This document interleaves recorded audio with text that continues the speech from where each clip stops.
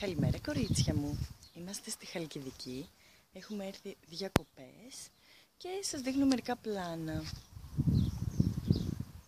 Εκεί φαίνεται, είμαστε στο πρώτο πόδι και εκεί φαίνεται το δεύτερο. Είναι πολύ ωραία εδώ. Και να σας δείξω τι κάνουμε και κάθε βράδυ. Παίζουμε κάποια παιχνιδάκια. Αυτά εδώ. Με κυρίαρχο το Wizard.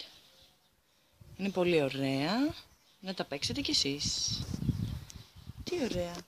Εδώ είναι να έρθεις και να χαλαρώσεις. Είναι φανταστικά.